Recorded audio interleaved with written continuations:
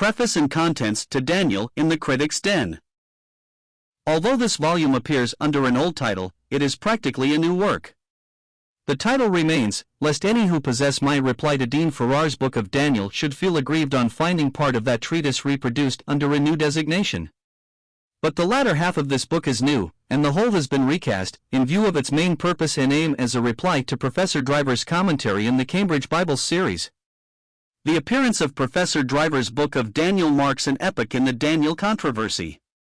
Hitherto there has been no work in existence which English exponents of the skeptical hypothesis would accept as a fair and adequate expression of their views. But now the oracle has spoken.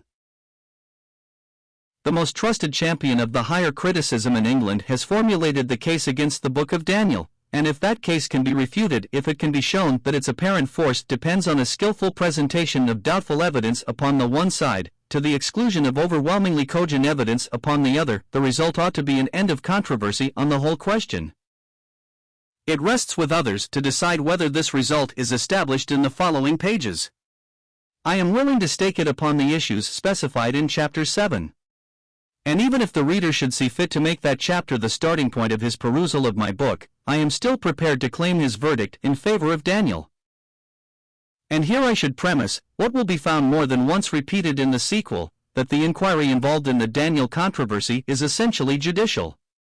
An experienced judge with an intelligent jury, any tribunal, indeed, accustomed to sift and weigh conflicting testimony, would be better fitted to deal with it than a company of all the philologists of Christendom. The philologist's proper place is in the witness chair.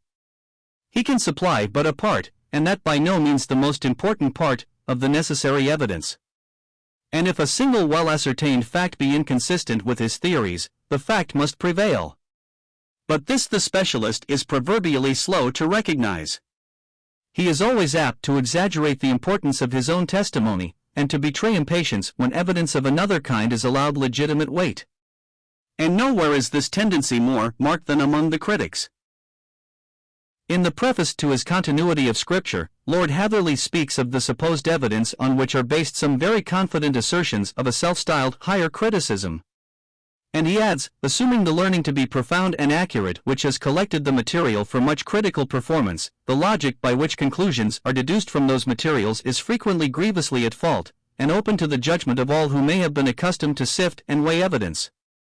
My apology for this book is that I can claim a humble place in the category described in these concluding words. Long accustomed to deal with evidence in difficult and intricate inquiries, I have set myself to investigate the genuineness of the Book of Daniel, and the results of my inquiry are here recorded.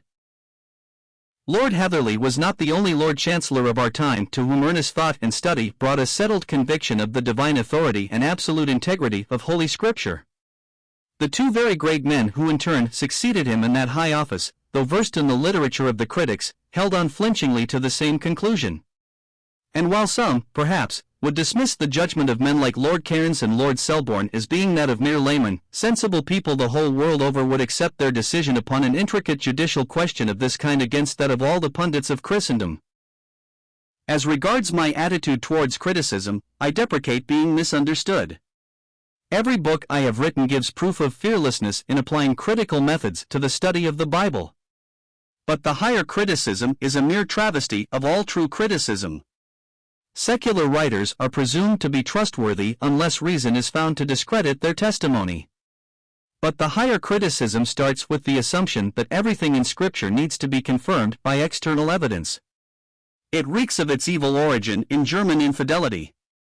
My indictment of it, therefore, is not that it is criticism, but that it is criticism of a low and spurious type, akin to that for which the baser sort of Old Bailey practitioner is famed. True criticism seeks to elucidate the truth, a higher criticism aims at establishing prejudged results. And in exposing such a system the present volume has an importance far beyond the special subject of which it treats. A single instance will suffice. The Annalistic Tablet of Cyrus, which records his conquest of Babylon, is received by the critics as gospel truth, albeit the deception which underlies it would be clear even to a clever schoolboy.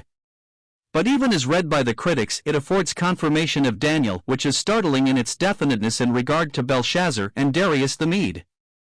It tells us that the capture of the inner city was marked by the death of Belshazzar, or, as the inscription calls him throughout, the son of the king. And further, we learn from it that Cyrus's triumph was shared by a Median of such note that his name was united with his own in the proclamation of an amnesty. And yet so fixed is the determination of the critics to discredit the book of Daniel, that all this is ignored. The inadequacy of the reasons put forward for rejecting Daniel clearly indicate that there is some potent reason of another kind in the background. It was the miraculous element in the book that set the whole pack of foreign skeptics in full cry. In this age of a silent heaven, such men will not tolerate the idea that God ever intervened directly in the affairs of men. But this is too large a subject for incidental treatment. I have dealt with it in the silence of God, and I would refer specially to chapter 3 of that work. Other incidental questions involved in the controversy I have treated of here, but as they are incidental, I have relegated them to the appendix. And if anyone claims a fuller discussion of them, I must ask leave to refer to the work alluded to by Professor Driver in his book of Daniel, namely, The Coming Prince, or The 70 Weeks of Daniel. R.A. Prefatory note to the third edition. Most of the historical errors in Daniel, which Professor Driver has copied from Bertholt's work of a century ago, have been disposed of by the erudition and research of our own day. But the identity of Darius the Mede has been referred to in former editions of the present work as an unsolved historical difficulty in the Daniel controversy. That question, however, seems to be settled by a verse in Ezra, which has hitherto been used only by Voltaire and others to discredit the prophet's narrative.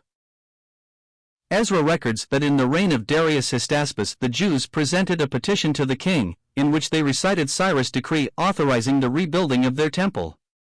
The wording of the petition clearly indicates that, to the knowledge of the Jewish leaders, the decree in question had been filed in the house of the archives in Babylon. But the search there made for it proved fruitless, and it was ultimately found at Ecbatana, or Ecmetha, Ezra 6.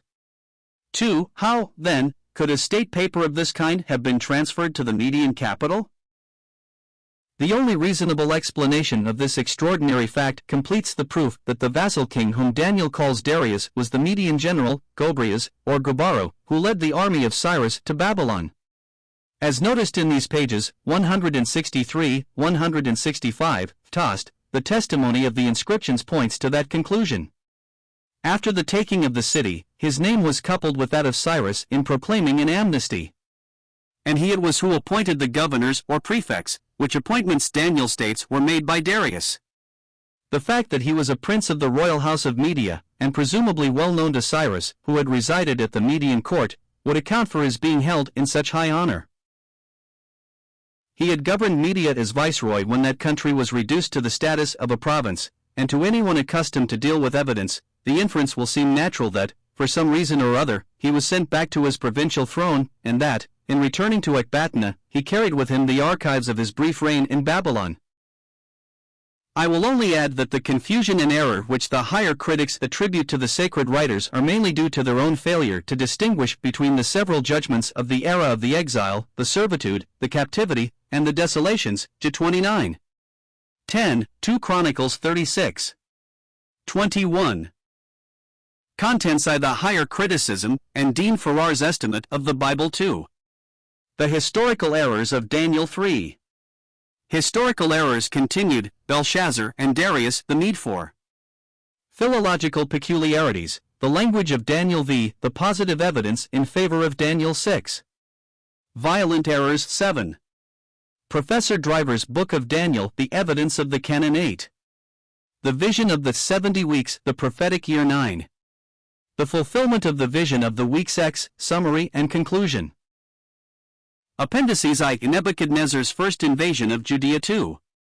The death of Belshazzar 3. The punctuation of Daniel 9:4. The Jewish calendar v. the 20th year of Artaxerxes 6. The date of the crucifixion 7.